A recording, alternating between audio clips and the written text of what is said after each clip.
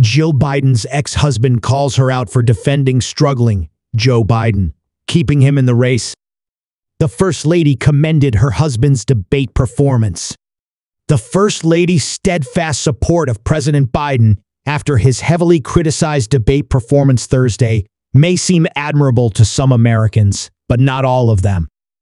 Bill Stevenson, who was married to Jill Biden from 1970 to 1975, candidly discussed his ex-wife in an interview with the New York Post Saturday.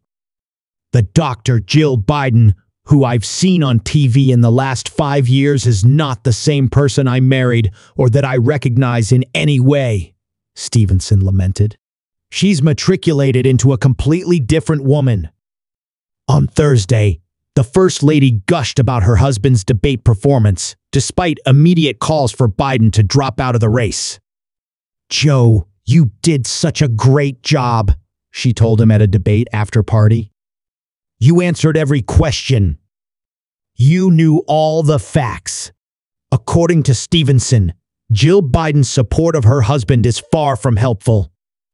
"I just don't understand why she is so adamant about defending him and keeping him in the race since it appears that he's struggling," Stevenson said. "It appears that he's struggling with everybody these days. I've been proud of her at certain moments. I have no hard feelings. I'm just surprised to see her front and center in the middle of this battle after flying under the radar for so many years. She's always been very driven.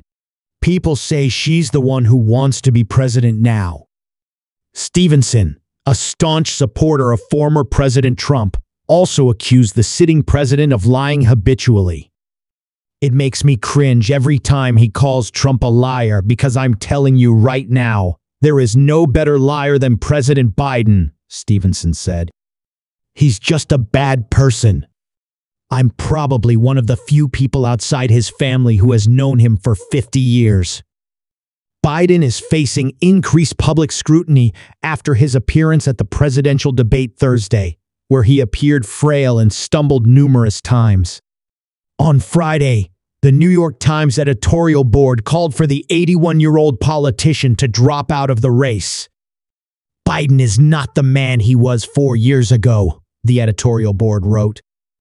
"The president appeared on Thursday night as the shadow of a great public servant. He struggled to explain what he would accomplish in a second term. The greatest public service Mr. Biden can now perform is to announce that he will not continue to run for re-election."